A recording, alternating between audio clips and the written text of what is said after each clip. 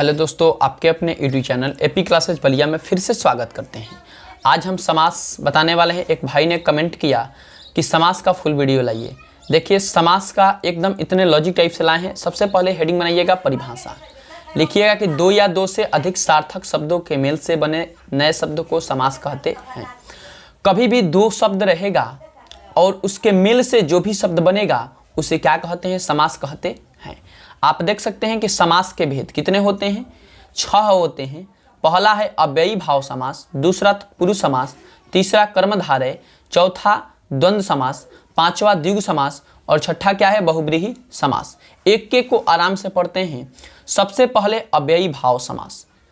क्या लिखिएगा कि जिन शब्दों के प्रारंभ में उपसर्ग लगा हो उससे अव्ययी भाव समास कहते हैं।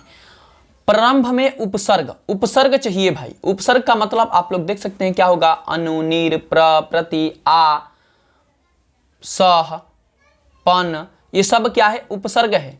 तो जिनके प्रारंभ में उपसर्ग लगा हो कौन सा समास? अव्ययी भाव समास। अब देखिए उदाहरण में चलते हैं।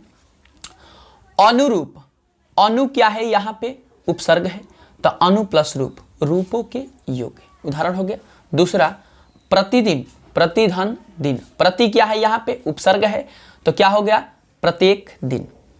अगले क्वेश्चन पे चलते हैं।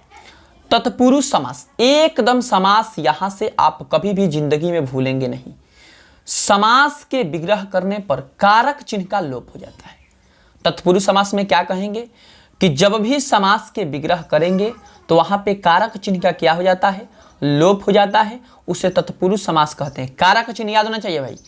का है, की, को, के लिए, में, पर से आदि सब क्या है? कारक चिन्ह है। देखिए उदाहरण में यश प्राप्त, यश को प्राप्त, यहां पे को क्या है? कारक चिन्ह है, इसका लोप हो गया है। राजपुत्र, राजा का पुत्र, का क्या है? कारक चिन्ह है।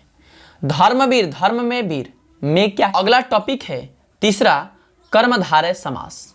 जिस समास में प्रथम पद दूसरे पद की विशेषता बताता है उसे कर्मधारय समास कहते हैं। जिसमें प्रथम पद दूसरे का विशेषता बताएगा कर्मधारय समास कहलाता है।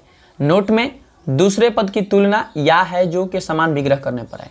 जहां पर या है जो के समान अगर विग्रह करने पर आता है तो कौन सा समास? कर्मधारय समास। देखिए एग्जाम्पल में देख लीजिए। उदाहरण में चरण कमल, कमल के समान चरण, के आया है। यहाँ पे एक दूसरे से तुलना हो रहा है। एक दूसरे से क्या हो रहा है? तुलना। यानी चरण है, कमल के समान क्या है? चरण है। ठीक, आवत नहीं पढ़े बैठा बनता।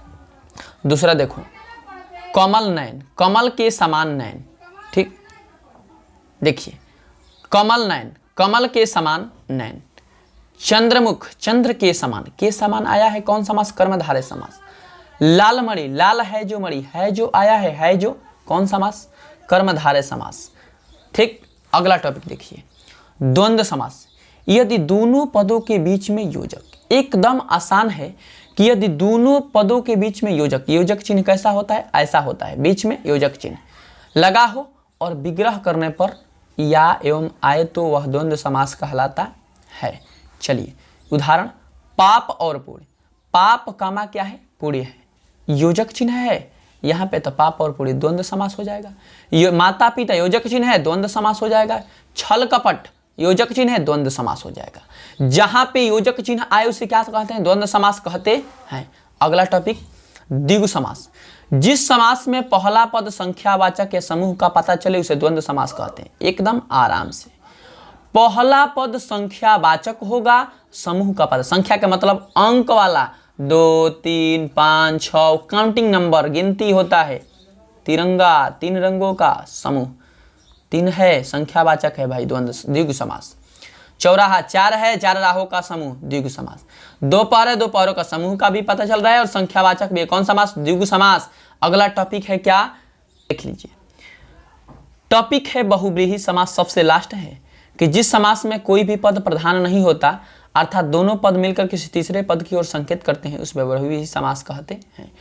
कोई भी पद यहाँ पे प्रधान नहीं होगा लेकिन दूसरा पद, दोनों पद मिलकर तीसरे पद की ओर क्या करते हैं? संकेत करते हैं, उसे क्या कहते हैं? बहुब्रीहि समास कहते हैं। खास तरह से देवी देवताओं के नाम इसमें अधिकतर आता है। देखिए घनश्याम, घन के समान श्याम है जो, अर्थात क्या होगा? कृष्ण। मृत्युंजय, मृत्यु को जीतने वाले, अर्थात क्या होगा? शंकर। गंगाधर, गंगा को धारण करने वाले, अर्थात क्या होगा? शिव। सब देवी देवता है, देवी देवता का मान आता है, उसमें क्या होता है? बहुब्रीहि समास। जिसमें देवी देवता आते हैं उसमें क्या होता है? बहुब्रीहि समास। हम उम्मीद करते हैं कि समास आपको अगर समझ में आया है तभी चैनल को सब्सक्राइब कीजिएगा, अर्थात चैनल को सब्सक्राइब मत कीजिएगा। ठीक, अगर वीडियो अच्छा लगा तो चैनल को सब्सक्राइब कीजिए, अपने दोस्तों के साथ शेयर कीजिए। मिलते हैं अपने नेक्स्ट वीडियो में।